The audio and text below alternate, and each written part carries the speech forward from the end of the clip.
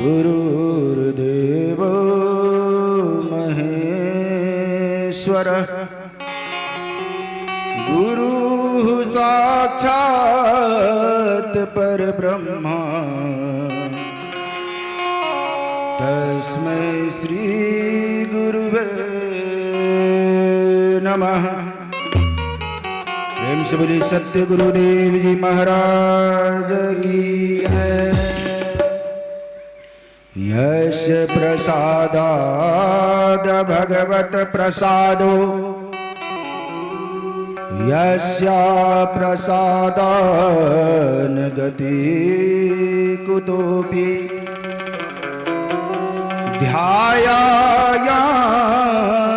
वंस्तस्य यशस्त्रिसन्ध्यं वन्दे गुरो श्रीचरणारविन्दम्।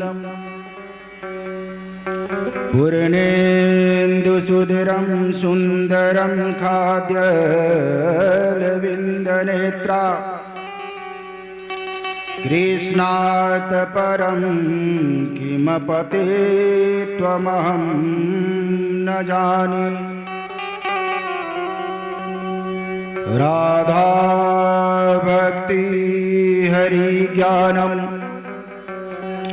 ताभ्यां याच समन्विता का श्री भागवती कान्हा वंदे युगल रूपनी। प्रेम से बोलिए युगल सरकार की जय। नारायणं नमस्कृत्यं नरं चैव नरोत्तमं देवीं सरस्वती व्यासं ततो जयमुदीरयेत्। सच्चिदानन्दरूपाय विश्वोत्पत्त्यादिहेतवे तापत्रय विनाशाय श्रीकृष्णाय वयं नमः।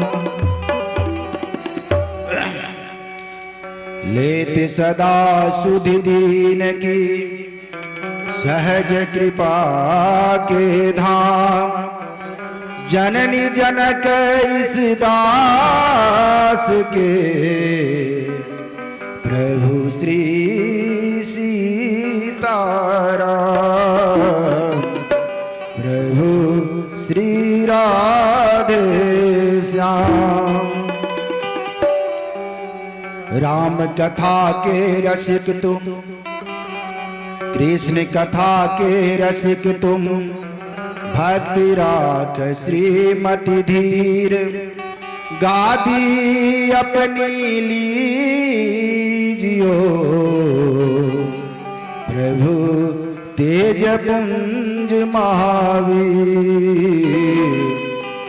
प्रभु तेज पुंज महावीर। आइए हनुमत लला हमारे व्यास पीठ पे पधारिए। प्रेम से बोलिए हनुमत लला की जय। राधा मेरी स्वामिनी मैं राधे तेरो दास जन्म जन्म मोहे दीजियो श्री वृंदावन को वास श्री वृंदावन को वास। धन वृंदावन धाम है धन वृंदावन नाम धन वृंदावन रसिक जन सुमिरो श्याम श्याम सुमिरो श्याम श्याम। प्रेम से बोलिए राधा रानी की जय। बाल कृष्ण भगवान की जय। श्री वृंदावन धाम की जय। श्री भागवत जी महापुराण की जय। जय जय श्री राधे गोविंद। हरि बोल निताय गौर। आइए यहाँ पर उपस्थित समस्त श्रद्धालु जन, विद्वत जन, करुणामय ममतामय हमारी माताएं बहनें, छोटी छोटी बच्चियां, छोटे छोटे बाल गोपाल, कथा श्रवण करने आए संत समाज, विद्वत जन, भागवत कथा अनुरागीगण,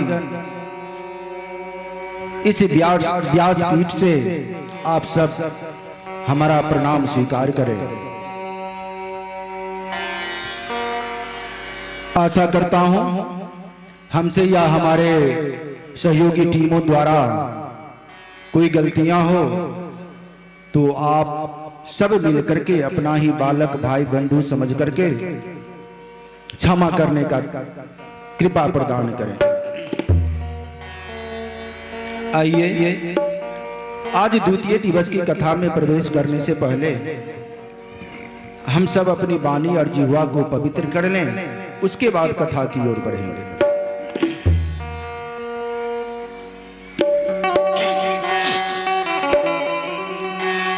ओम नमो नारायणाय।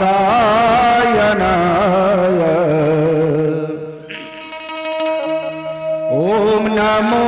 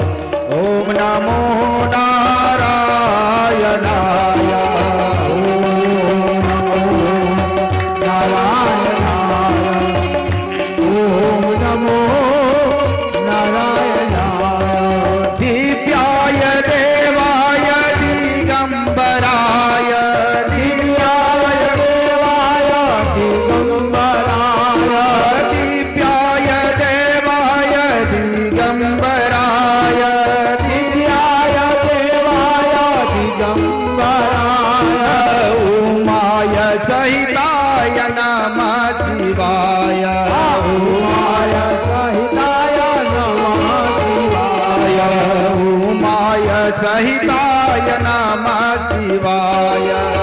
उमाय सहिताय नमः शिवाय। ओम नमो नारायण। ओम नमो नारायणाय। दोनों हाथ ऊपर उठा के ताली बजाते भाव से गाएं। ओम नमो नारायणाय। ओम नमो नारायणाय।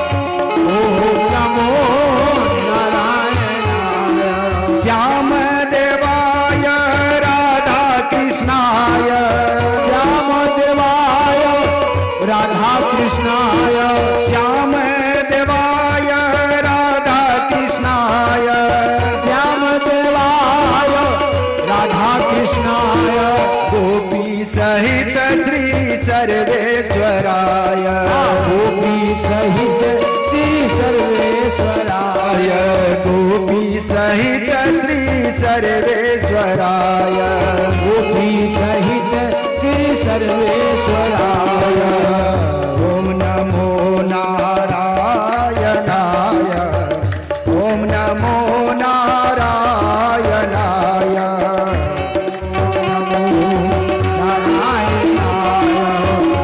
ओम नमो नारायणाय ओम नमो नारायणाय ओम नमो नारायणाय ओम नमो नारायणाय ओम नमो नारायणाय परमेष्ठिनं श्री पुरुषोत्तमाय परमेश्वरं श्री परमेश्वराय परमेष्ठिनं श्री पुरुषोत्तमाय परमेश्वरं श्री पुरुषोत्तमाय सीता सहित श्री रघुनंदनाय सीता सहित श्री रघुनंदनाय सीता सहित श्री रघुनंदनाय सीता सहित श्री रघुनंदनाय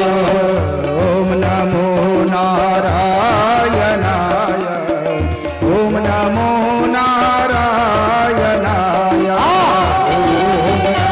भाव से ताली बजाते हुए ओम नमो नारायणाय ओम नमो नारायणाय ओम नमो नारायणाय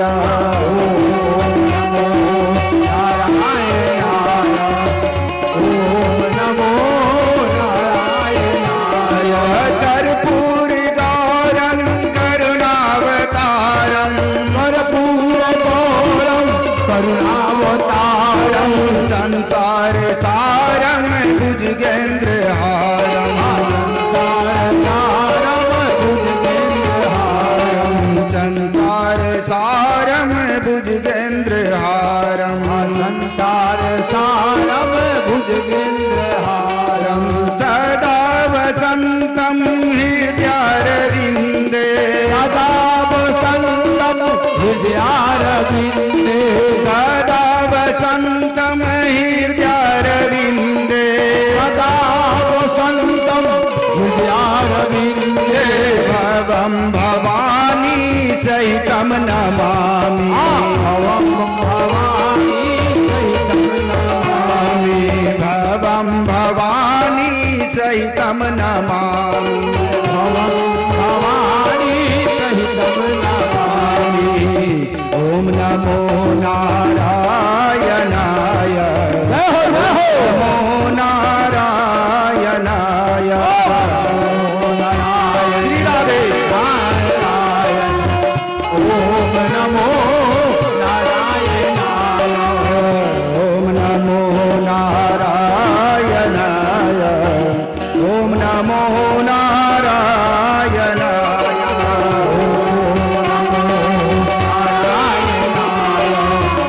ओम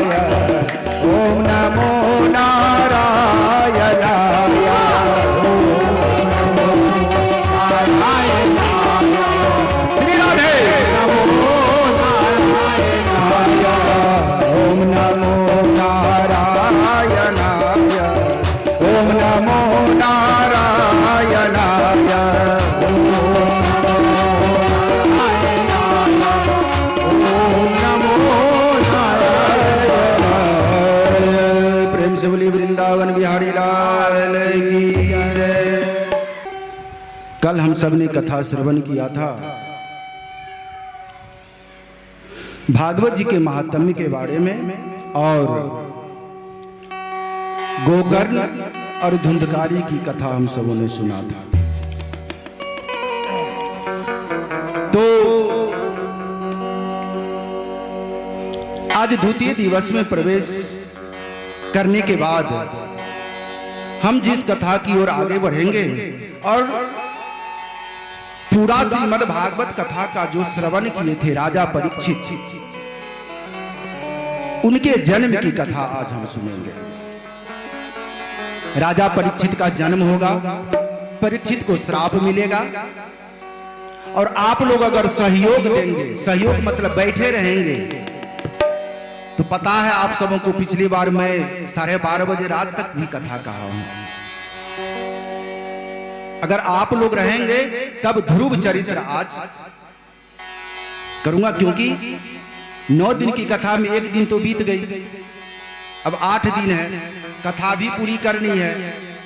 2 दिन तो समझिए कथा होता ही नहीं है, सिर्फ बधैया होता है जन्म के बाद।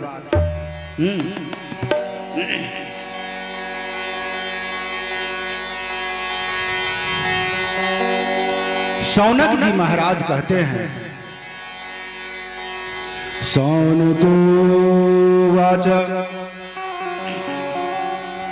अश्वत्थामनोपसृष्टेन ब्रह्मशिष्णोरुतेजसा उत्तराया हतो गर्भ सेना जीवित पुनः तस्य जन्म महाबुद्धे कर्माणि च महात्मनः निधनं वा यथवासीत् स प्रेते गतवान् यथा।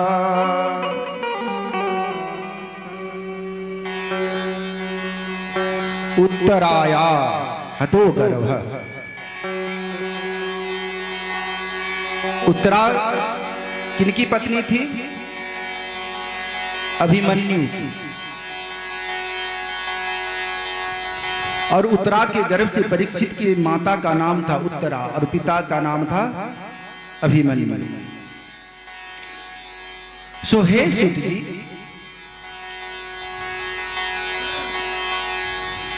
अश्वत्थामा के ब्रह्मास्त्र से जब राजा परीक्षित अपनी माता के गर्भ में था तो अश्वत्थामा ब्रह्मास्त्र चलाया। जो वो तो अश्वत्थामा तो पांडवों के वंश को नाश करना चाहता था, तो सोचा जो ये पांडव का वंश आ रहा है तो क्यों ना मैं इसे उत्तरा के गर्भ में ही, उत्तरा के गर्भ को मैं समाप्त कर दूं।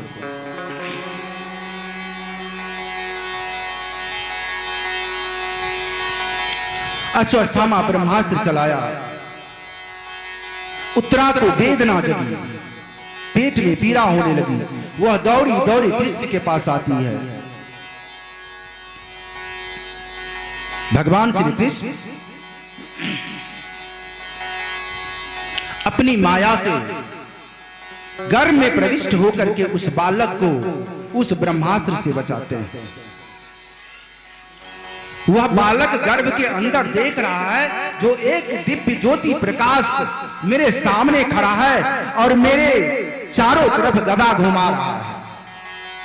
वो बालक गर्भ से देख रहा है। इस तरह से भगवान अश्वत्थामा के ब्रह्मास्त्र से उत्तरा के गर्भ में पल रहे परीक्षित की रक्षा था।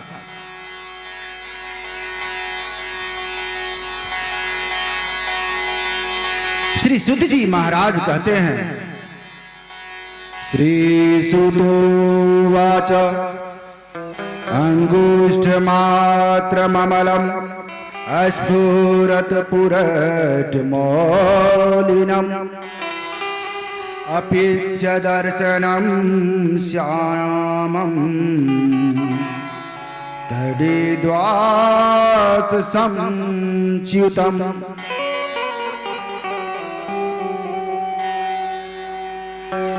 अपनी मां के उदर में अश्वत्थामा के तेज से जल रहे उस गर्भ से अनूठे प्रणाम के अलौकिक पुरुष का दर्शन किया हुआ बच्चा कौन? राजा परीक्षित। और गर्भ में ही मन नारायण को प्रणाम करता है। समय आया, देवी उत्तरा ने एक सुंदर पुत्र को जन्म दी। अब पांडवों के तो हर्ष का ठिकाना नहीं था। युधिष्ठिर जी महाराज ब्राह्मणों को बुलाए, पूरा उत्सव होने लगा, सारे पांडव आनंदित होने लगे। ब्राह्मण को बुलाकर कहते हैं, जो हे ब्राह्मण देव, आप इस बच्चे को देखकर बताएं, जो इस बच्चे का भविष्य क्या कहता है, क्योंकि उत्तरा के गर्भ में यह बच्चा बहुत कष्ट झेला है अश्वत्थामा के ब्रह्मास्त्र से। ब्राह्मण कहते हैं, ब्राह्मणाऊचु, ब्राह्मण बोले, पार्थ प्रजाविता साक्षादेच्छवा करिमानव ब्राह्मण्य सत्यसन्धश्च रामो दासरथिर्यथा। हे महाराज, आपका बालक प्रजा पालक होगा और यह बालक मनु पुत्र इक्ष्वाकु की तरह सत्य प्रतिज्ञा वाला, ब्राह्मणों का हितकारी, दान देने वाला और सदैव सत्य वचन बोलने वाला होगा। बहुत ही परोपकारी होगा यह बालक। और एक बात और, आने वाले समय में इस बालक को मुनि का श्राप मिलेगा, जो आज से 7वें दिन बाद एक तक्षक नाग तुझे डसेगा और तेरी मृत्यु हो जाएगी। सो हे राजन, आपके इस बालक का मृत्यु युवा अवस्था में कालिया नाग के डसने से होगा, तक्षक नाग के डसने से होगा।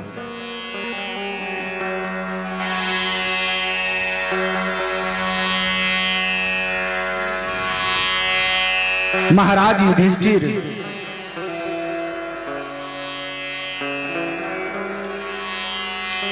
परीक्षित को राजगद्दी पे बिठा के राज्याभिषेक किए और जंगल को चले गए तपस्या करने के लिए।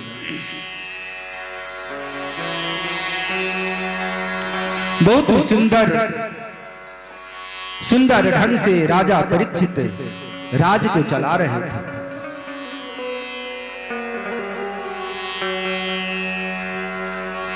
एक बार की बात है, राजा परीक्षित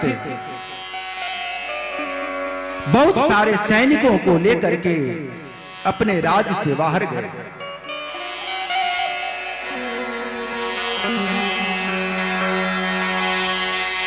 और सारी राजाओं को जीतते हुए आ रहे थे।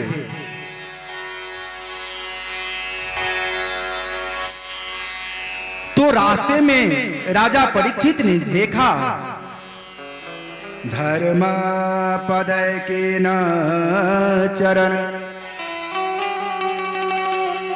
भिक्षायामुपलभ्यादाम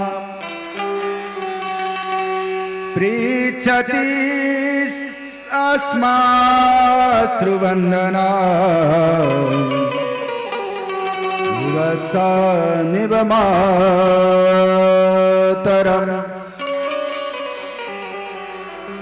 रास्ते में राजा परीक्षित ने देखा जो बैल के रूप में धर्म एक पैर पे रास्ते पे खड़ा है और पृथ्वी माता गौ के वेश में एकदम दुबली पतली सी रो रही है। गौ माता, पृथ्वी रूपी गौ माता के आंखों से अश्रुधारा बह रही है।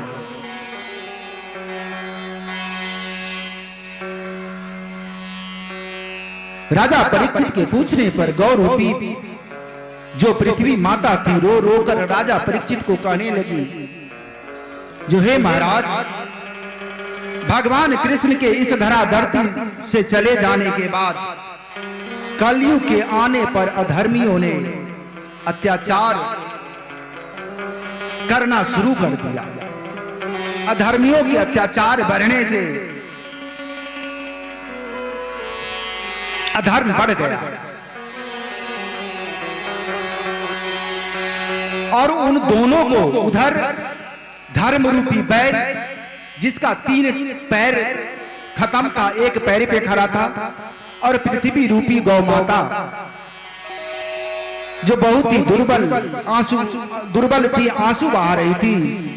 राजा परीक्षित ने देखा कि इन दोनों को एक राजा जैसा वेशभूषा वाला पुरुष हाथ में डंडा लेकर पीट रहा है, उस बैल को भी और उस गौ को भी।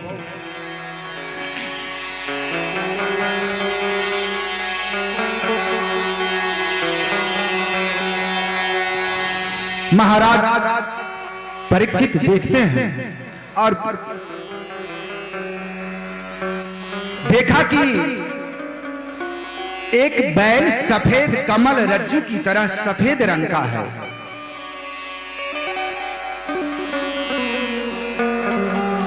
और वो जो आदमी पीट रहा था उसके भय से भयभीत होकर अनायास मूत्र त्याग कर रहा है। पेशाब पैखाना उस बैल को डर से हो रहा है।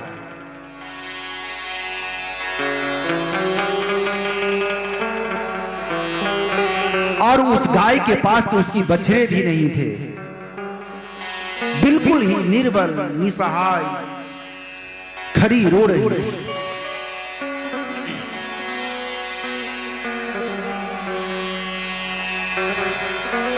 जब उन सबों की ऐसी स्थिति को राजा परीक्षित ने देखा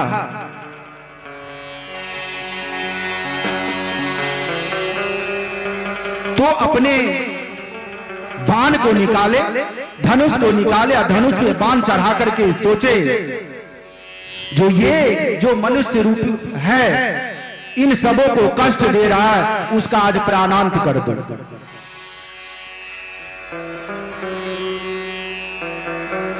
राजा परीक्षित गंभीर वाणी में पूछते हैं उससे, ततस्त्वं मच्छरणे लोके बलाधस्य बलान् बलि नरदेवो असि वेशे नटवत कर्मणा दुजा। अरे तुम वेश से तो राजा दिखाई देते हो, परंतु मेरे राज में जिसका एकमात्र स्वामी मैं ही हूं, तुम इन निरपराधों पे अत्याचार क्यों कर रहे हो? आज मैं तुझे मार ही दूंगा।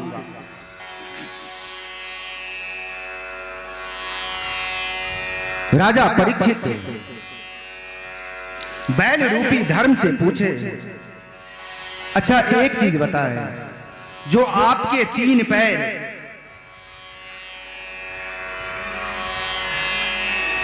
किसने काटे हैं? आप एक पैर पे खड़े हैं। वह बैल रूपी धर्म राजा परीक्षित से कहते हैं, सो हे राजन,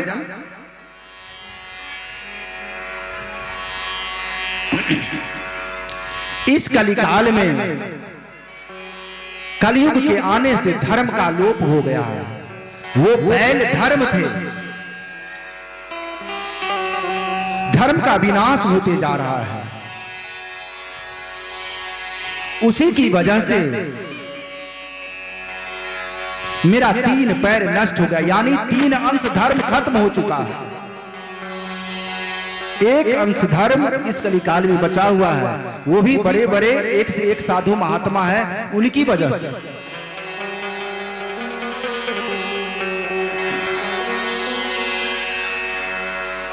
उन सबों से वार्ता हो ही रही थी।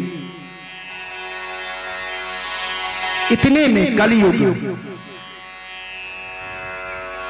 दौड़ा दौड़ा आया और राजा परीक्षित के चरणों में गिर पड़ा। हे राजन, आप मुझे स्थान दें, मुझे रहने की जगह दें।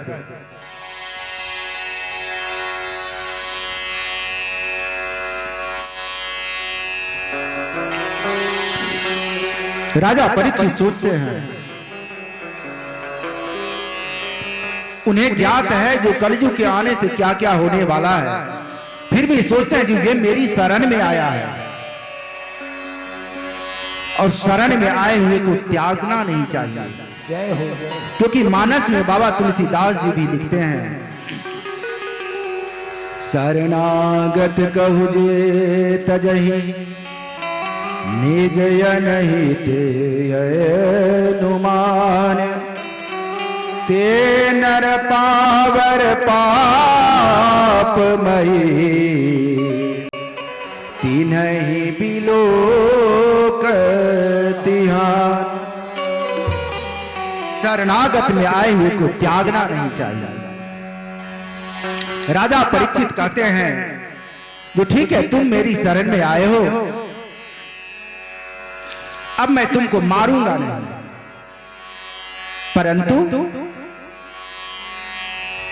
अब तुम मेरे राज में मत रहना, मेरे राज से निकल जाओ, क्योंकि मेरे राज में अधर्मियों का जगह नहीं है।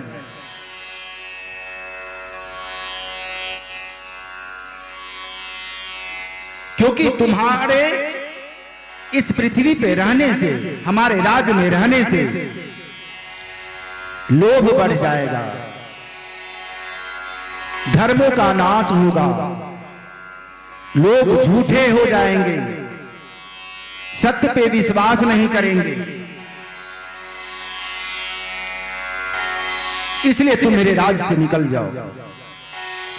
राजा परीक्षित के वचनों को सुन करके कलयुग कहने लगा कि हे राजन, आप मुझे जहां रहने की आज्ञा दोगे मैं वहीं रहूंगा। श्री सूत जी महाराज कहते हैं, श्री सूतो वाच अभ्यर्थितस्तदा तस्मै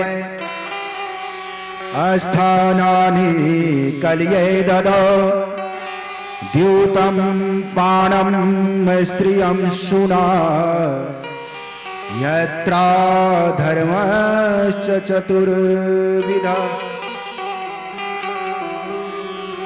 सूत जी कहने लगे कि हे ऋषियों, कलयुग के आग्रह पर महाराज परीक्षित ने उस कलयुग को 4 स्थान दिया।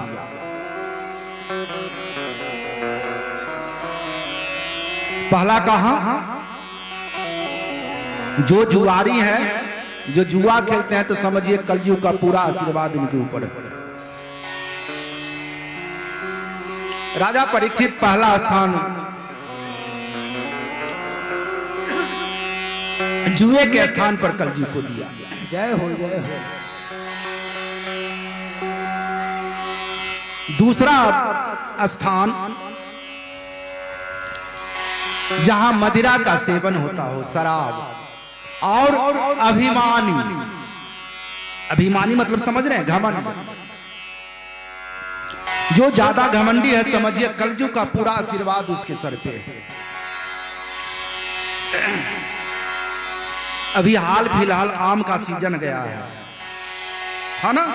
आम फड़ा था खेतलपुरा में, तो बहुत आम था। तो गौर किए कोई, जब आम पेड़ में लगा तो उसका डाली कैसे था? इसे, अरे आम के पेड़ में जब आम लगा तो डाली ऐसे था, झुका था। उससे भी हमें सीख लेनी चाहिए। और अभी देखिए पेड़ खाली है, एक भी फल उस पेड़ में नहीं है तो सारा खड़ा है टाइट है। लेकिन यहां तो उल्टा है, 1,00,000 2 लाख बैंक बैलेंस हुआ नहीं कि सीना टाइट करके चलने लगे। जय हो जय हो। तो वहां भी कलयुग का वास है। पहला हो गया जुआ का अड्डा, दूसरा हो गया शराब और अभिमान, तीसरा हुआ स्त्री, औरत में भी कलयुग का वास है। इसीलिए क्षमा करेंगे मेरी बातों से अगर कष्ट पहुंचे तो। आजकल देख रहे हैं 80% महिलाएं चंडी रूप धारण की हुई है।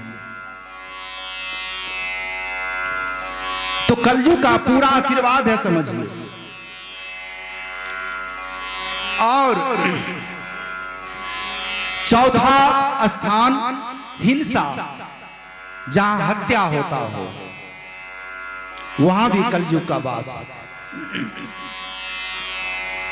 जब चारों जगह राजा परीक्षित ने कलयुग को रहने का स्थान दे दिया तो कलयुग बोलता है जो हे राजन, एक जगह मुझे और दे दो।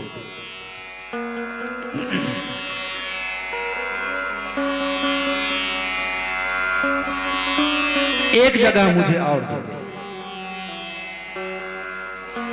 राजा कुछ देर सोचे और पुनः 5वां स्थान कलयुग को दे दिया। कहां?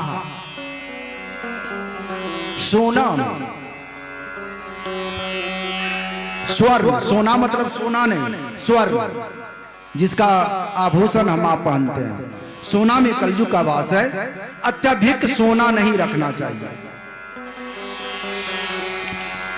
ये हम माताओं बहनों का श्रृंगार है, जरूरत से ज्यादा नहीं रखना चाहिए। वहां कलयुग का वास है।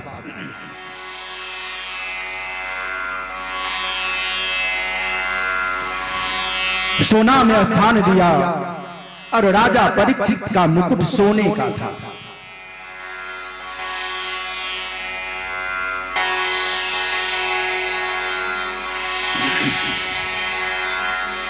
राजा परीक्षित का पूरा मुकुट पूरा सोना का था।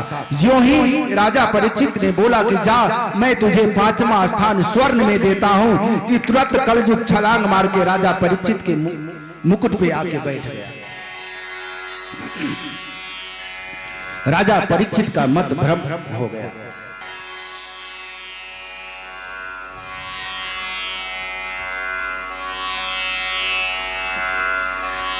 राजा परीक्षित जंगल की ओर शिकार करने के लिए गया।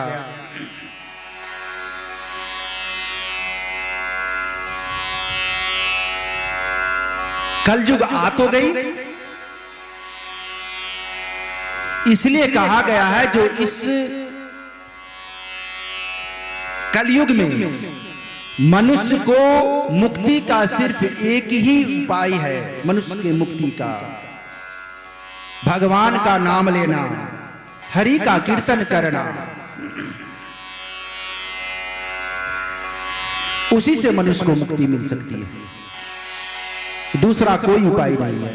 यह धन दौलत, कोठा अटारी,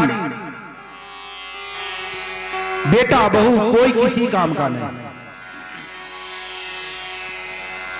मानस में बाबा तुलसीदास जी बहुत सुंदर सा चौपाई लिखते हैं, गौर से सुनिएगा इसको।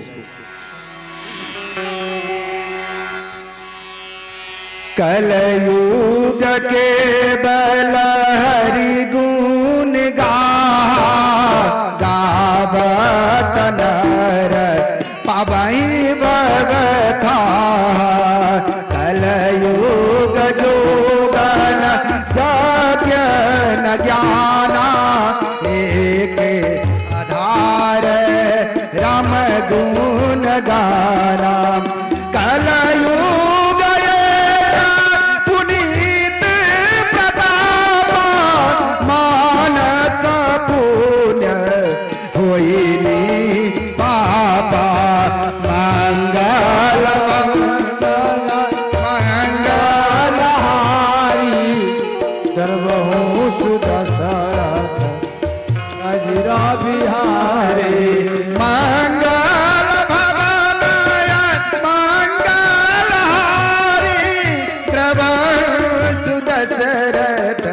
सजी रे बिहारी मंगल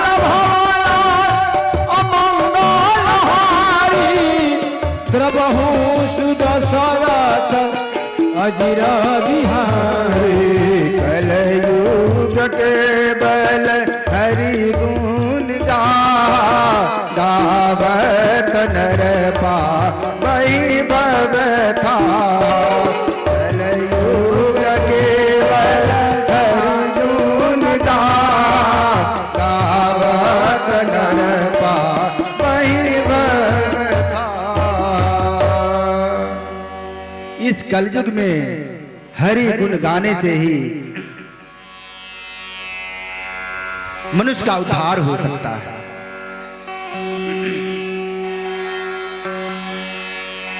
आइए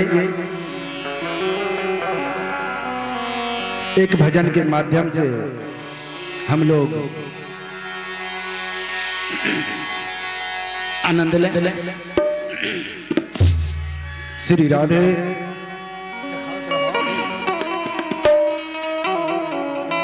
प्रभु के सिवा कहीं दिल ना लगाना प्रभु के सिवा कहीं दिल ना लगाना प्रभु के सिवा कहीं दिल ना लगाना प्रभु के सिवा कहीं दिल ना लगाना नहीं तो पड़ेगा तुझे नहीं तो पड़ेगा तुझको आंसू बहाना प्रभु के सिवा कहीं दिल ना लगाना प्रभु के सिवा कहीं दिल ना लगाना प्रभु के सिवा कहीं दिल ना लगाना। जय हो।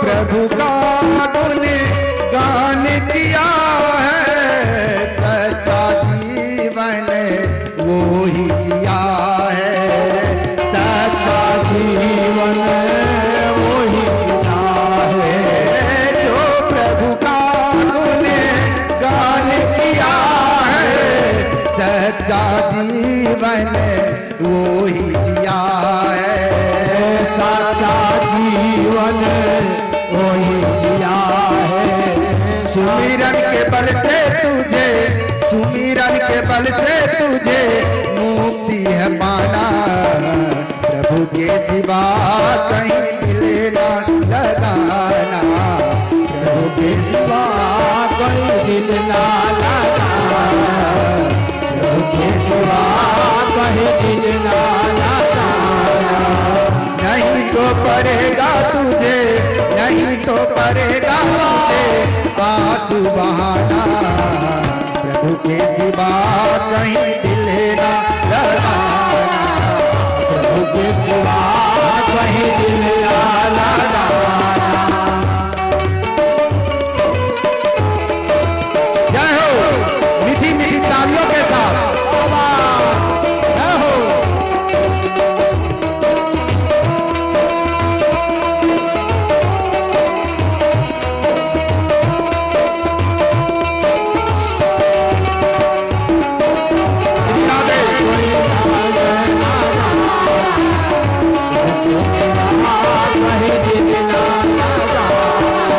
जानते हैं क्यों? बालापन गया आज जवान है बीत गया अब समय कहाँ है बीत गया अब समय कहाँ है बीत गया अब समय कहाँ है। बालापन गया आज जवान है बीत गया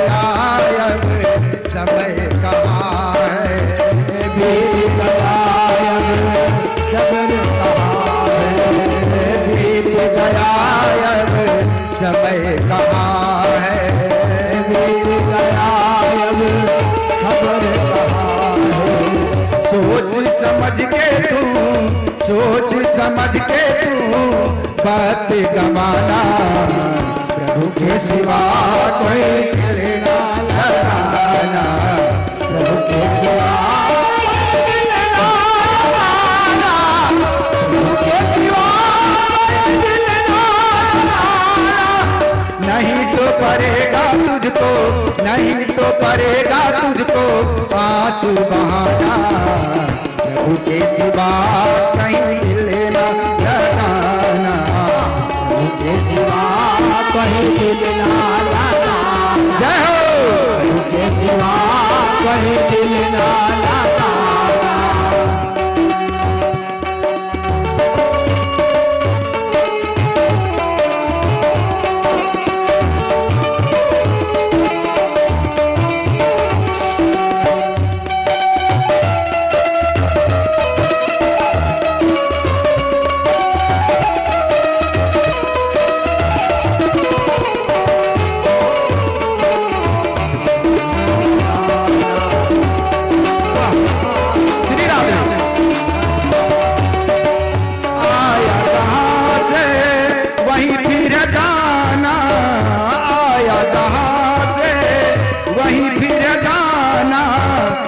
साथ जाए ना पैसा खजाना, नहीं साथ जाएगा पैसा खजाना।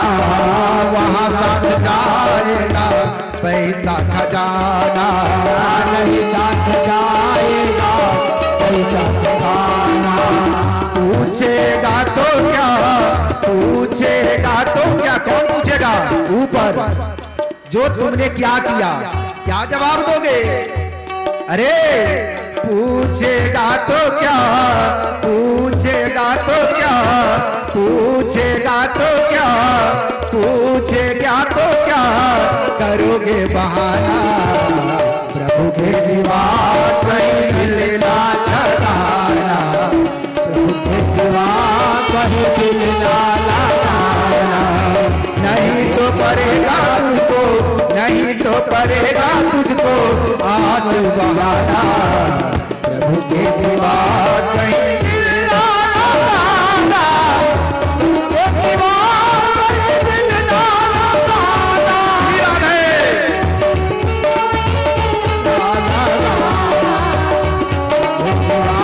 कहीं दिल ना लगाना। प्रभु के सिवा दिल ना लगाना, प्रभु के सिवा कहीं दिल ना लगाना। प्रेम से बोली भक्त वत्सल भगवान की जय, भक्ति और भगवान की जय। आनंद आ रही है आप सबों को? जंगल में शिकार करने के लिए गए, शिकार की खोज में बहुत दूर चलते चले गए। राजा परीक्षित को प्यास लगी। उन्होंने देखा जो कहीं दूर दूर तक कहीं कोई सरोवर दिखाई नहीं दे रहा। फिर कुछ दूरी पर उन्हें एक कुटिया दिखाई दी, एक ऋषि की कुटिया।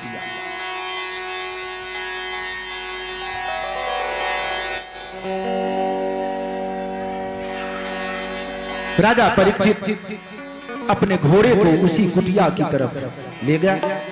कुटिया के आगे जाकर के घोड़े को बांधकर स्वयं राजा परीक्षित उस कुटिया के अंदर गया। वहां जाकर के राजा परीक्षित ने देखा जो एक ऋषि तपस्या कर रहे हैं। राजा परीक्षित पानी का डिमांड किया, मुझे प्यास लगी है, पानी चाहिए। लेकिन उन ऋषि को कुछ आभास नहीं हुआ, क्योंकि वो तो अपने तपस्या में लीन थे। राजा परीक्षित को यह देखकर बहुत ही क्रोध आया और सोचा जो अरे मेरे आने के बाद ये न तो मुझे बैठने के लिए बोले हैं और न मैं पानी मांग रहा हूं, न मुझे पानी दिया जा रहा है। घोर अपमान मेरा। राजा परीक्षित कुटिया से बाहर आए, वहीं पे देखा जो एक सर्प मरा हुआ पड़ा है। बाण की नोकों से उस सर्प को उठा करके उस ऋषि के गले में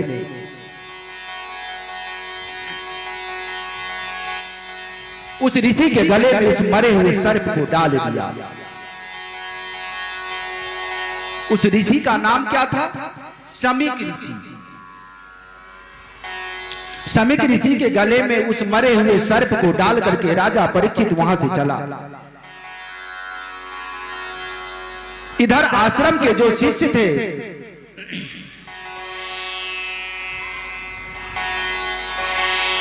वह दौड़ा दौड़ा ऋषि पुत्र के पास, जिनका नाम था श्रृंगी, वह सरोवर में स्नान कर रहे थे। जाकर के बोलता है,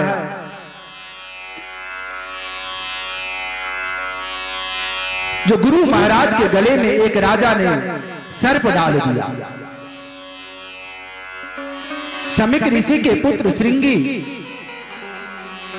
वो कौन था कौन नहीं था इसकी जानकारी लेना उचित नहीं समझे। मेरे पिता का अपमान हुआ है। उसी सरोवर से अपने अंजलि में जल लेकर के और इति लंघिता मर्यादम तक्षका सप्तमेहणी दंघस्मा कुलंकरम चोदितो में तत्दुहम। जो जा राजन, जिसने भी मेरे पिता के गले में ये मरे हुए सर्प को डाला है, जा मैं तुझे श्राप देता हूं, जो आज से 7वें दिन तुझे तक्षक नाग डसेगा, उससे तेरी मृत्यु हो जाएगी। उसके बाद सरोवर से बाहर आकर के अपने आश्रम में आते हैं।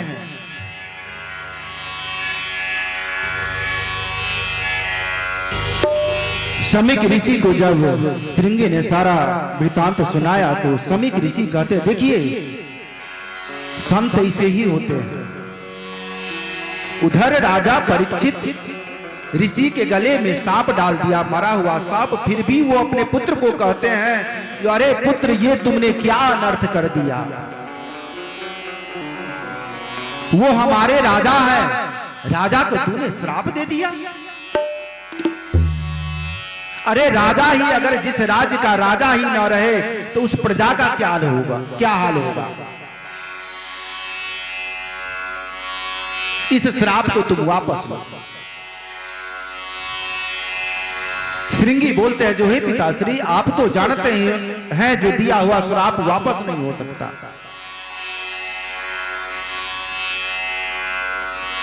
और इधर जब राजा परीक्षित जंगल से अपने महल को आते हैं और सोने के मुकुट को उतार करके रखते हैं, तब उन्हें आभास होता है कि अरे मैंने तो बहुत बड़ा अनर्थ कर दिया। सोने में कलयुग का वास था, सोना का मुकुट पहने मत भ्रमित हो गया। जब मुकुट उतार करके रखे तो उन्हें अपने गलतियों का एहसास हुआ। उधर शमीक ऋषि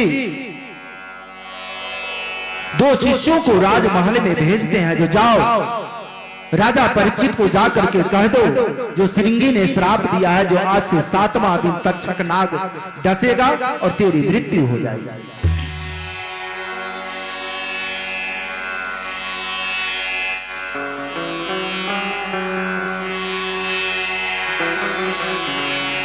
उधर वो शिष्य आकर के राजा परीक्षित को शुभ समाचार देते हैं और कहते हैं, जो हे राजन आप जल्द ही इसका उपाय कर ले, नहीं तो 7वें दिन आपकी मौत निश्चित है।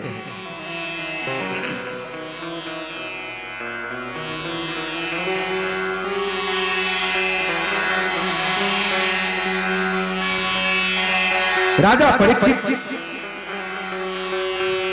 सोचते हैं जो ठीक ही हुआ, मुझ जैसे अधर्मियों का, मुझ जैसे पापियों का ऐसे ही अंत होना चाहिए। राजा परीक्षित थे तो दानवीर, सत्यवादी, लेकिन कली के प्रभाव से उनकी वैसी स्थिति हो गई थी, सोने के मुकुट पहनने से।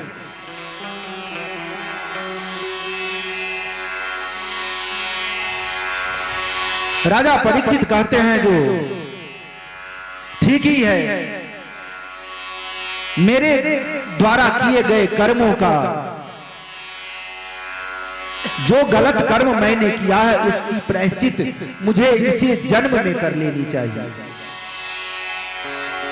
क्योंकि अवश्यमेव भोक्तव्यम् हितम कर्म शुभाशुभम् नाभुक्ते क्षीयते कर्म कल्पकोटि शतैरपि।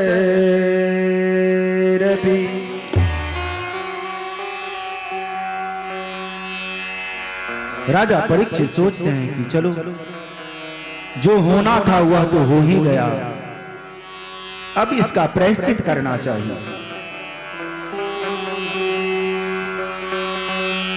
राजा परीक्षित जलधि डूबी चाहे मेरु चढ़वी प्यार तू व्यापार अनहोनी होती नहीं,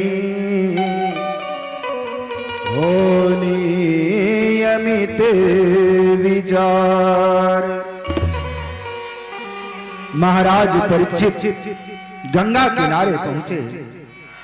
वहां अत्रि मुनि, विशिष्ट, च्यवन, देवल, जमदग्नि, भारद्वाज ऋषि, गौतम, अगस्त्य, परशुराम, व्यास जी और नारद ऋषि अपने अपने शिष्यों के साथ गंगा किनारे आ पहुंचे। महाराज ने सबका समायोजित सत्कार किया, दंडवत प्रणाम किया, सबको आसन देकर बिठाया। राजा परीक्षित ने सारे संत समाजों से विनती की कि हे प्रभु, जिस प्राणी का अंत समय निकट हो, गौर से सुनिएगा, जिस प्राणी का समय अंत समय निकट हो उसे अपनी मुक्ति के निमित्त क्या करना चाहिए, इसके बारे में आप मुझे बताएं।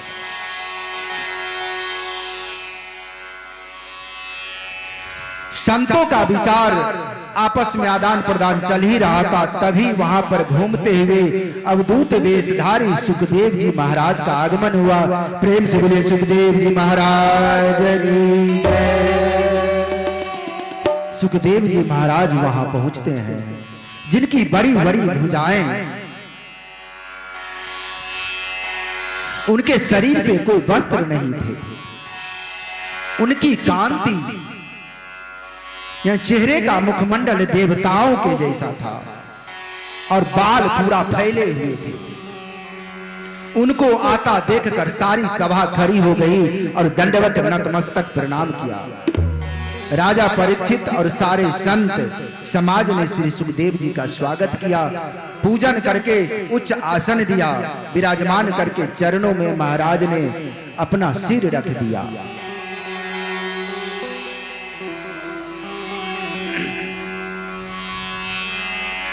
राजा परीक्षित अपने आप को परम सौभाग्यशाली समझने लगे कि आज मेरे ऊपर भगवान की असीम कृपा है, तभी तो श्री सुखदेव जैसे संतों का आगमन मेरे कल्याण के लिए हुआ है। बड़े भाग्य जब जानिए जब मिलने आवे संत, संतन को मिलबो करे सब कष्टन को अंत। प्रेम से बोलिए सुखदेव जी महाराज की जय। राजा परीक्षित सुखदेव जी महाराज के चरणों में अपने सर को रख करके सुखदेव जी महाराज से राजा परीक्षित कहते हैं, राजोवाच अतः पृच्छामि संसिद्धिं योगिनां परमं गुरुं पुरुषस्य यत् कार्यं म्रियमाणस्य सर्वथा। हे प्रभु, आप योगियों के गुरु हैं। मैं आपसे यह पूछता हूं कि सर्वथा कि जो मनुष्य मरणासन पे है, यानी मरने वाला है, उस प्राणी को कल्याण के लिए कौन सा कार्य करना चाहिए? हे प्रभु, आप सामर्थ्यवान हैं, मुझ पर कृपा कीजिए, दया कीजिए। हे प्रभु, कृपा करके सत्कर्म तथा त्याज कर्मों को भी बताने की कृपा करें। महाराज ने सुखदेव जी महाराज से अपने कल्याणार्थ प्रश्न किए।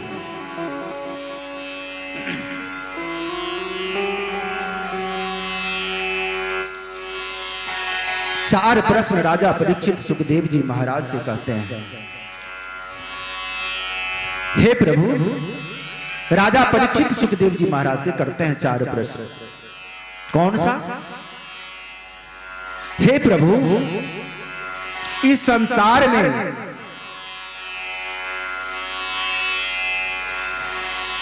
तुच्छ मनुष्य कौन है? तुच्छ कौन है? जो वाद विवाद हार जीत को दर्शाने को किया जाता है, यानी अपने आप को जो श्रेष्ठ समझता, वही सबसे बड़ा तुच्छ है। दूसरा प्रश्न था कनिष्ठ, जो वक्ता की परीक्षा करने को किए जाते हैं। तीसरा प्रश्न था मध्यम, जो अपनी बुद्धि की चतुराई दिखाने को किए जाते हैं। मैं बहुत बुद्धिमान हूं, मैं बहुत चतुर हूं। चौथा प्रश्न था उत्तम, जो अपने कल्याणार्थ संदेह को दूर करने के लिए किए जाते हैं। महाराज परीक्षित का प्रश्न उत्तम प्रकार का था। श्री सुखदेव जी महाराज कहने लगे कि हे राजन, आपने मनुष्यों के सुनने योग्य विषय में जो प्रश्न किया है, यह अति उत्तम है। सो हे राजन, प्राणियों को मानव शरीर पाकर धन, स्त्री, संतति, भोग विलासों में रत नहीं रहना चाहिए।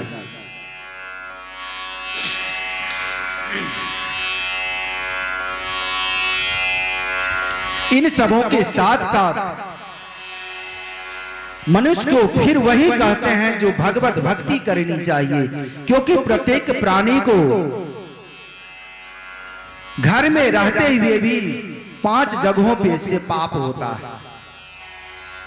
इसलिए हे राजन, हर मनुष्य को प्रत्येक दिन प्रभु का स्मरण करते रहना चाहिए, भगवान के लीलाओं का स्मरण करे, कीर्तन करे। आप सबों को पता है, हम सबसे खास करके महिलाओं से ज्यादा पाप रोज होता है 5 जगह। तो उसका प्रायश्चित कैसे किया जाए? भगवत भक्ति से, नाम संकीर्तन से। देखते हैं वहां फ्रिज के स्टैंड पे कीड़ा मच्छर पूरा चारों तरफ भरा हुआ रहता है, वो भी अगर मर जाता है तो वो भी पाप के भागी हैं। हम उसकी साफ सफाई करें। उसके बाद चौथा है ओखली। ओखली में जो धान कूटते हैं, उसमें भी अनजाने से कीड़ा मकोड़ा मरता है।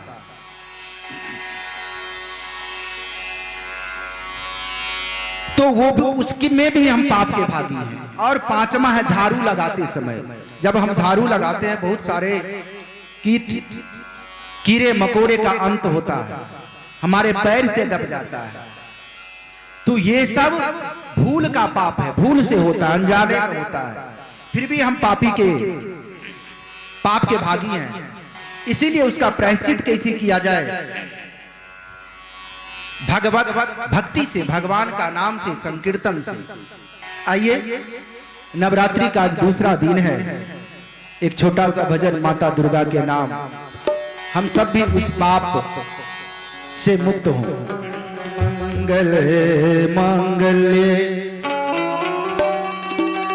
शिवे सर्वार्थ साधिके शरण्ये त्र्यंबके गौरी नारायणी नमोस्तुते। प्रेम से बोली आदि शक्ति माता जगदम्बा की। आप सब भी गाएंगे, बहुत सरल भजन है ये मैया का, आप सब सुने भी होंगे, इसलिए आप सब भी साथ साथ गाएंगे। अगर नहीं ताली बजाते हुए आप लोग नहीं गाएंगे तो मैं भी 2 लाइन के बाद इसको बंद कर दूंगा।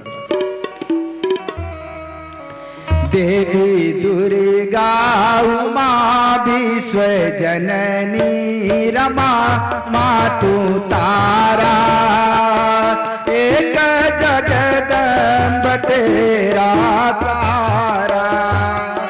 देवी दुर्गा उमा विश्व जननी रमा मातु तारा एक जगदम्ब तेरा सारा। एक जगदम्ब तेरा सारा।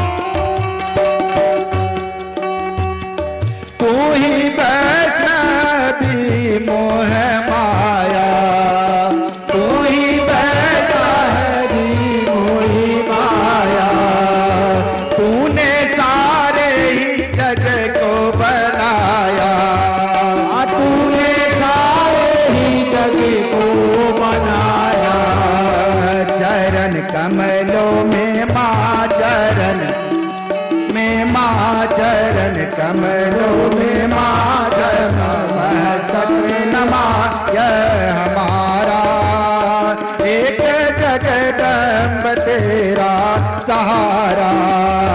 देवी दुर्गा जननी रमा मातु तारा एक जगदम्ब तेरा सहारा।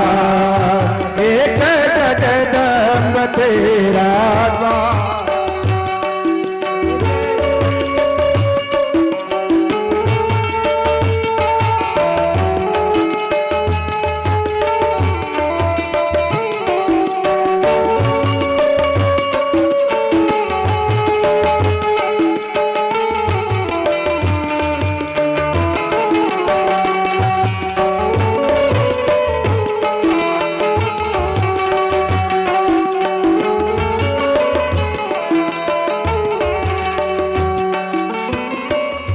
पुण्यवानों के घर संपदा तू, पुण्यवानों के घर संपदा तू, पापियों के भवन आपदा तू, पापियों के भवन आपदा तू, कुल की लज्जा तू ही साधु सदा तू ही, कुल की लज्जा तू ही साधु श्रद्धा तू ही दुनिया पारा एक जगदम्बी सहारा। देवी जननी रमा मातु तारा एक जगदम्ब तेरा सहारा।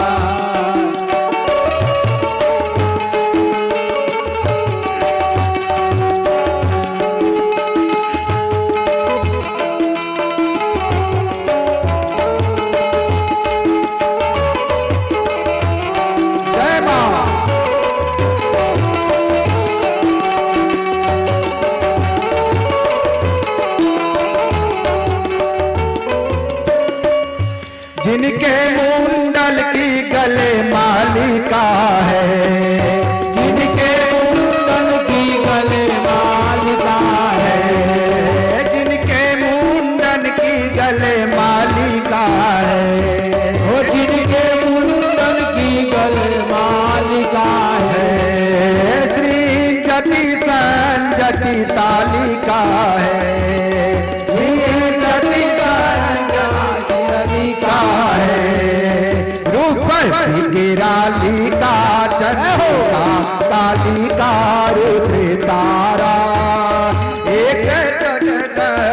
तेरा सहारा।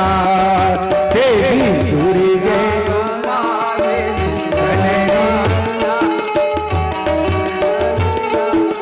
तू तारा एक जगदम्ब तेरा सहारा।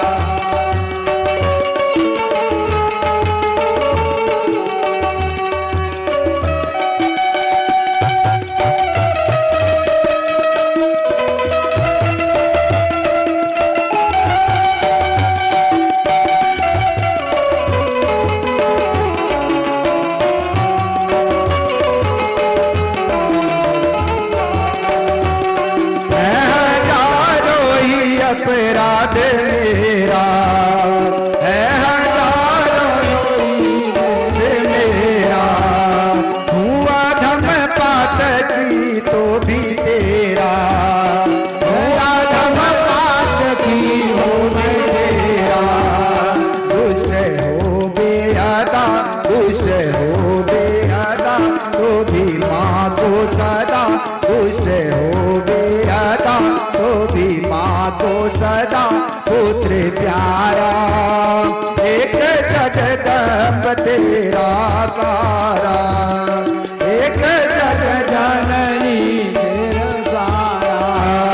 देवी दुर्गा उमा विश्व जननी रमा मातु तारा, एक जगदम्ब तेरा सहारा, एक जगदम्ब तेरा सहारा, एक जगदम्ब तेरा सहारा। प्रेम से बोलिए शेरा वाली मैया की जय। एक बार की बात है, सारे कुछ देवता और ऋषि लोग एक जगह इकट्ठा हुए, आपस में सब वार्तालाप करने लगे जो कौन अपनी पत्नी को ज्यादा प्यार करते हैं, ज्यादा प्रेम करते हैं।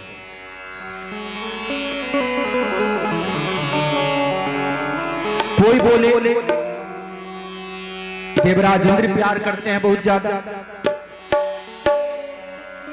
कोई बोले नारायण लक्ष्मी को ज्यादा प्यार करते हैं, कोई बोले जो भोले बाबा ज्यादा प्यार करते हैं, कोई बोले जो नहीं भोले बाबा नहीं प्यार करते हैं। इसी तरह से तर्क वितर्क चल रहा था।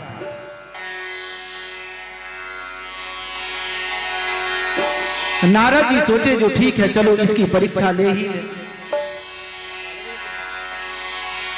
जो भोले बाबा मैया पार्वती को प्यार करते हैं या नहीं। नारद चल पड़े कैलाश की ओर। नारायण नारायण नारायण।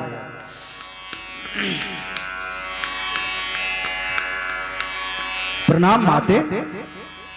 मैया पार्वती को प्रणाम किए। नारद जी पूछते हैं मैया पार्वती से, हे माते आज भोले बाबा नहीं दिख रहे हैं। मैया पूछती है नहीं वो फिलहाल नहीं है, कुछ काम क्या था क्या?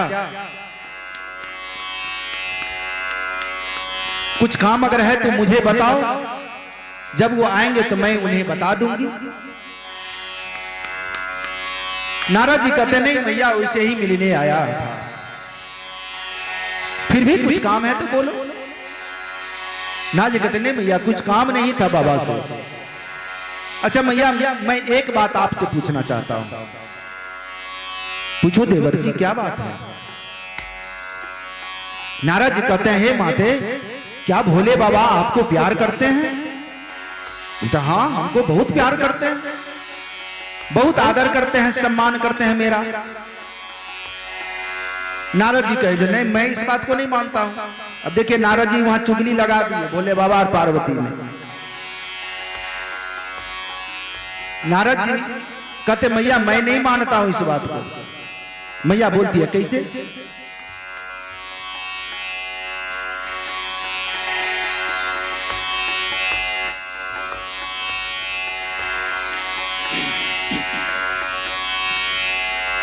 नारद जी कहते हैं मैया अच्छा एक बात बताओ, क्या भोले बाबा आपको अमर कथा सुनाए हैं? मैया पूछती अमर कथा ये क्या है? अरे वही तो मैं कह रहा हूं आपसे, ये अमर कथा वैसी कथा है जिसको लोग बहुत ज्यादा प्यार करता है उसी को सुनाता है। सोचो तो मैया, अभी तक भोले बाबा आपको अमर कथा नहीं सुनाए, इसका मतलब भोले बाबा आपको प्यार नहीं करते।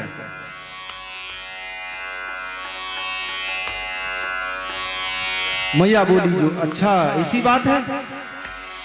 हाँ मैया ठीक है, आज आने दो, मैं आज उनसे पूछती हूँ।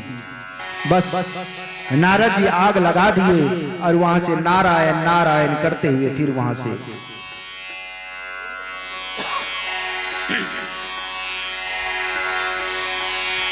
नारद जी वहां से चले गए। कुछ देर के पश्चात भोलेनाथ कैलाश पे आए। मैया रूठी बैठी है। अरे क्या बात है, आज बहुत उदास बैठी हो? मैया फिर उधर मुंह घुमा लेती है। बाबा फिर पूछते हैं, कोई जवाब नहीं देते हैं। बाबा सोचते हैं चलो नहीं बोल रही है, बता नहीं क्या बात है, नहीं है, किस लिए उदास है। बच्चों के बारे में पूछता हूं तब तो कुछ तो बोलेगी। भोलेनाथ कहते अरे देवी मैं तुम्ही से बात कर रहा हूं, गणेश कार्तिक कहीं दिखाई नहीं दे रहा, कहां गए वो सब? मैया बोलती है हमें क्या पता कहां गया, आप खुद ढूंढो।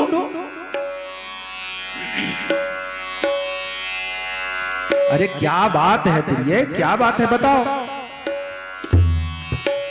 मैया पार्वती कहती है जो क्या आप हमसे प्रेम करते हैं? भोले बाबा कहते हैं हाँ। मैया कहती है नहीं आप मुझसे प्रेम नहीं करते। हे देवी ऐसा क्यों कर रही हो?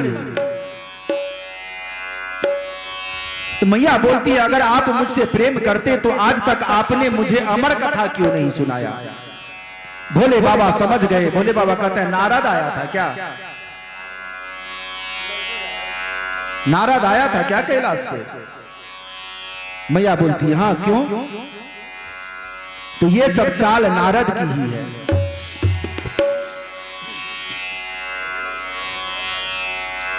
ठीक है आज मैं तुझे अमर कथा सुनाता हूं, लेकिन हे देवी एक शर्त है,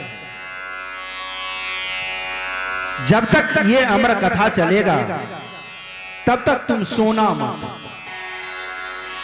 और बीच बीच में हुंकारा देते रहना।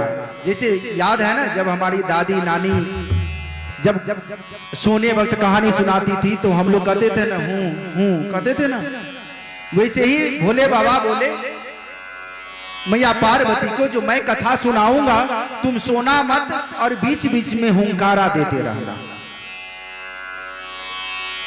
मैया बोली ठीक है। भोले बाबा डमरू बजाए और पूरे कैलाश को निर्जन कर दिए। राधे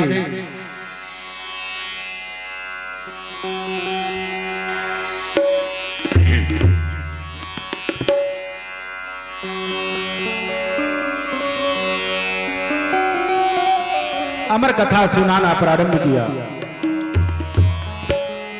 और जब डमरू बजाए उस कैलाश में जितने भी जीव जंतु थे सभी कैलाश को छोड़ के चले गए। उसी समय एक सुख यानी तोता वो उड़ने लगी, वो गर्भवती थी। जब वो उड़ के जाने लगी तो उस सुख के पेट से वो अंडा गिर गया और वो चला गया। इधर कथा प्रारंभ हुआ और जैसे जैसे कथा चलता गया वो अंडे के अंदर जो सुख का बच्चा था वह सुनता और उसी से पुष्ट होकर के वह अंडा से बाहर आ गया। आइए देखिए कैसे भोले बाबा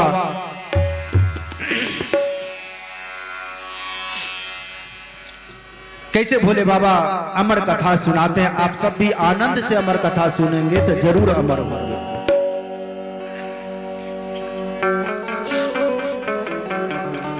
महायासन पर महादेव जी अरे बैठे आसन मार।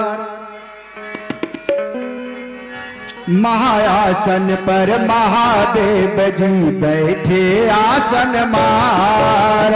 अमर कथा जब लगे सुनाने गौरा को त्रिपुरार। उमा के तु पर गए सोता हुंकरा दे रहा तोता। उमा के तु पर गए सोता हुंकरा दे रहा तोता। महायासन पर महादेव जी बैठे आसन मार। अमर कथा जब लगे सुनान गौरा को त्रिपुरार। उमा के तु पर गए सोता हुंकरा दे रहा तोता। उमा के तु पर गए सोता हुंकरा दे रहा तोता।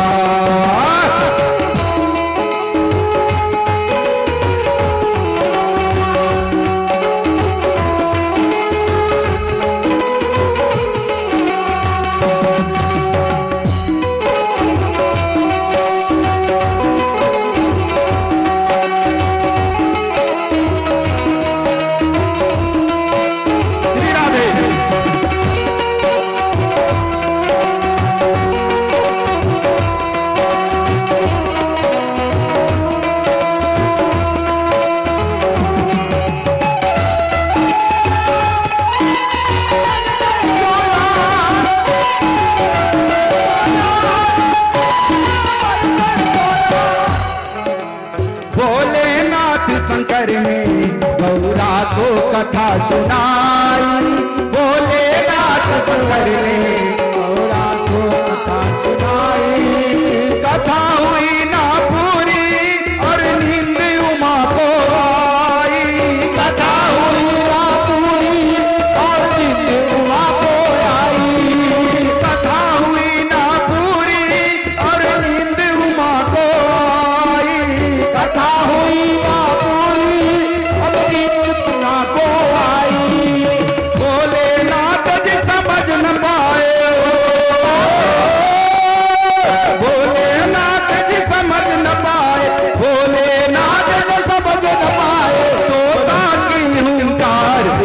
तु पर गए सोता हुंकरा दे रहा तोता। उमा के उमर गए सोना हुंकरा दे रहा तोता। महायासन पर महादेव जी आसन मार। महायासन पर महादेव जी बैठे आसन मार। अमर कथा जब लगे सुनान गौरा को त्रिपुरार। उमा के तु पर गए सोता हुंकरा दे रहा तोता। उमा को पर गए सोता हुंकरा दे रहा तोता। मीठी मीठी तालियों के साथ अमर हो उमा को।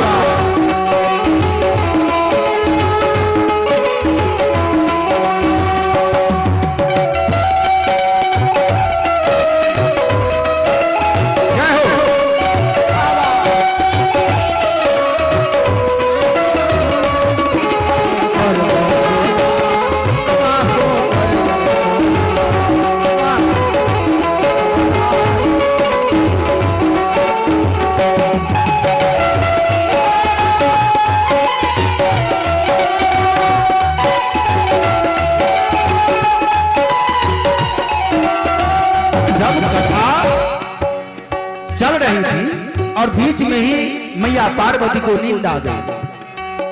जब नींद से जगी तो बोलती है, हे प्रभु मैंने तो पूरी कथा सुनी ही नहीं। अब उधर भोले बाबा सोचते हैं, अरे तुमने कथा नहीं सुनी तो फिर ये हुंकरा किसने मारा। भोले बाबा माता पार्वती से पूछते हैं, जो कौन, जब तुम हुंकारा नहीं मार रही थी तो हुंकारा कौन मार रहा था। इस पूरे कैलाश पे मेरे और तुम्हारे सिवा तो कोई है नहीं। जब नींद से गौरा जागी अफसोस हुआ है भारी।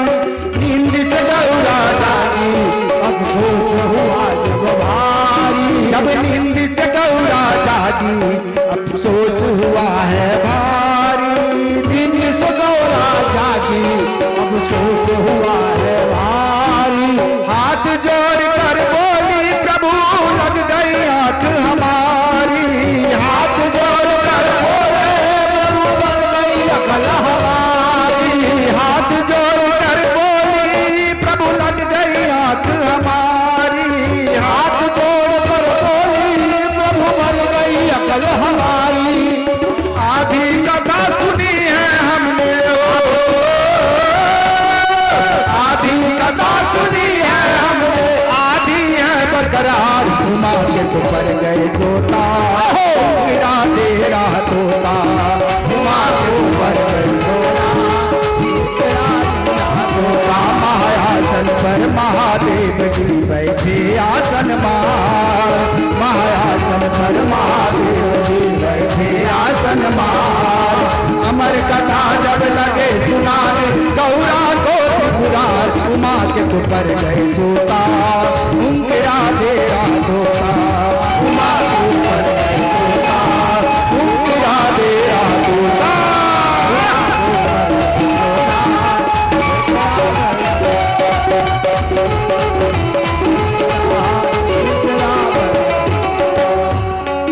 फिर कहने लगे शंकर जी ये कथा सुनी है किसने। कहने लगे शंकर जी ये कथा सुनी है किसी ने। कहने लगे शंकर जी ये कथा सुनी है किसने। कहने लगे शंकर जी ये कथा सुनी है किसने।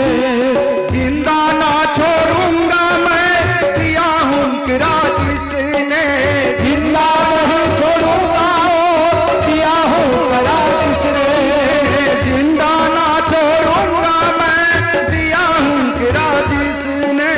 जिंदा नहीं छोड़ूंगा मैं दिया हूँ करा किसने। आगे आगे तोता दौड़े हो।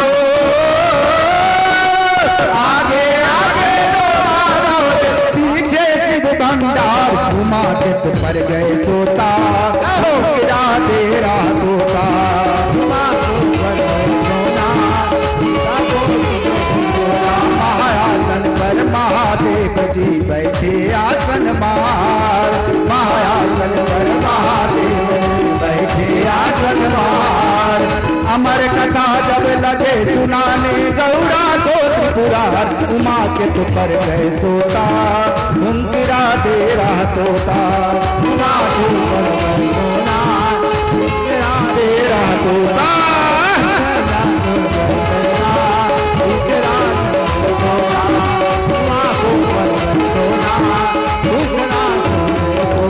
जानते हैं जब भोलेनाथ उस सुख को सुख के पीछे पीछे दौड़ते और सुख आगे आगे भागते जाता है। त्रिशूल लिए हुए हैं कहते आज मैं तुमको जिंदा नहीं छोड़ूंगा। और उनको पता नहीं है जो ये तो अमर कथा सुना है ये अमर हो गया। तब उड़ते उड़ते तोता जब वेद व्यास घर आया। उड़ते उड़ते तोता जब वेद व्यास घर आया। उड़ते उड़ते तोता जब वेद व्यास घर आया। उड़ते उड़ते तोता जब वेद व्यास घर आया। और वेद व्यास अपनी पत्नी के साथ आश्रम में बैठे थे और वह तोता छोटा सा रूप धारण करके और जब वेद व्यास की वार्ता अपनी पत्नी से हो रही थी तो उनकी पत्नी को जम्हाई आ रही थी जिसको हाफी बोलते हैं। निद्रा आती है तो देखते हैं तो खुल जाता है। जम्हाई आ रही थी उसी वक्त उड़ते उड़ते तोता जब वेद व्यास घर आया। उड़ते उड़ते तोता जब वेद व्यास घर आया। वेद व्यास की पत्नी के गर्भ में जाई समाया। वेद व्यास के पत्नी के गर्भ में जाए समाया। वेद व्यास की पत्नी के